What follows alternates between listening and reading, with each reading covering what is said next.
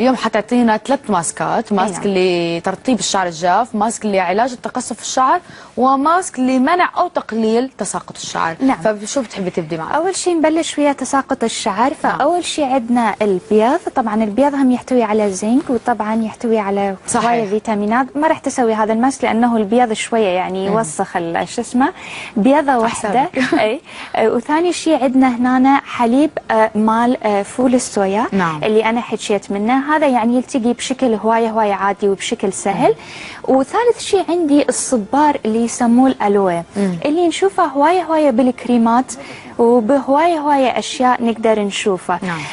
فهذا هوايه زين لفروه الشعر. نعم. تقريبا نقدر نقول خاشوقتين او ملعقتين كبار من هذا. نعم. خاشوقتين او ملعقتين كبار من حليب فول مع الصويا مع بيضه واحده، نخلطهم سويه ونحاول انه نسوي يعني مثل الماسك. وبعدين نحط يعني نفرك فروة الراس. اي نعم، نفرك الفروة الراس ويا اصابعنا. نعم. هذا نقدر نحطه من 2 إلى 4 ساعات ونحط نايلون عليه.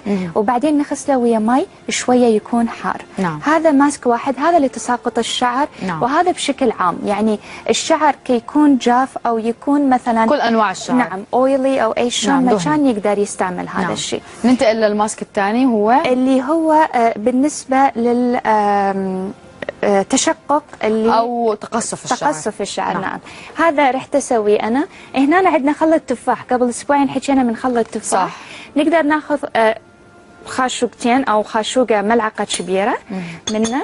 هنا أنا عندي زيت اللوز أو الجوز. نعم. اللي الحين حكيت منه هواية مهم لأنه يحتوي على البيوتين. اللوز أو الجوز. اي نعم. فهنا هم أنا شلت منه ملعقتين. وهنا عندي عسل، ملعقة واحدة من العسل. بالعادة من احنا دائما نحط شو اسمه الزيت قبل العسل. نعم. هواية زين يعني ينزل.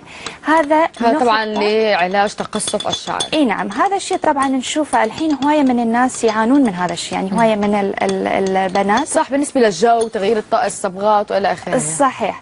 وطبعا انا جايبه فرشه، نحاول انه بالفرشه نحط بنهايه الشعر اطراف الشعر بالفرشه دائما يكون احسن. نعم. وهذا الشيء نقدر نحطه 30 دقيقه الى ساعه 60 دقيقه. نعم. وبعدين نغسل الشعر بس اطراف الشعر. حلو.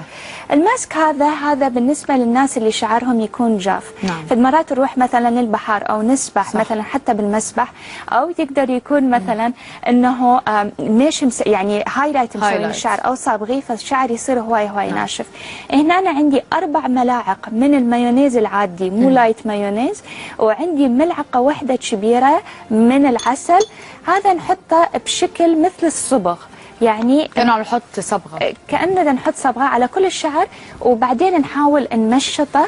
نحطه تقريبا هذا الماسك ربع ساعه الى نص ساعه. نعم. وبعدين نغسل الشعر. نعم. يعني اكيد اليوم تعرفنا معك دكتوره ناديه على بعض الحلول اللي هي للمشاكل اللي بنواجهها الصبايا او بعض الرجال في الشعر. شكرا كثير لك دكتوره ناديه. الله يسلمك. شكرا.